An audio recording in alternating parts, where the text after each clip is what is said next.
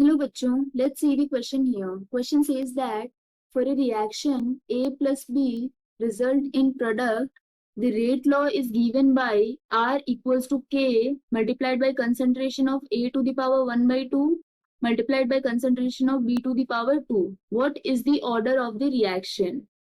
यहाँ पे solution start करते हैं और सबसे पहले हम start करेंगे with key concept. तो इस केस के लिए key concept हो जाएगा that overall order this is equal to sum of all the exponent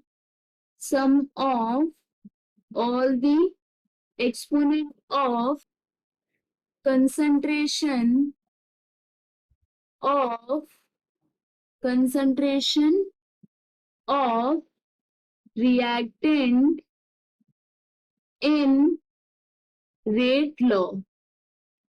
इसका मतलब क्या हो गया? रेट लॉ में जो कंसंट्रेशन होती है रिएक्टेंट उसकी पावर का सम क्या हो जाएगा? Overall order of the reaction. इस केस के लिए हमारे पास जो गिवन रेट लॉ है that is rate of reaction equal to K rate constant multiplied by A to the power 1 by 2 multiplied by B to the power 2. इस case में reaction है A plus B result in product A and B. इस case के लिए क्या है? Reactants हैं.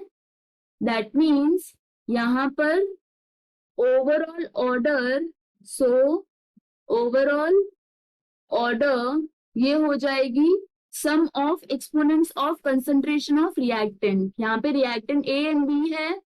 सो exponent of A is 1 by 2 plus exponent of b this is equal to 2.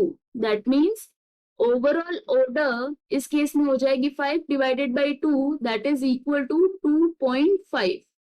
यही हमें फाइंड आउट करना था order of the reaction. So this is 2.5. I hope you understood the explanation. All the best.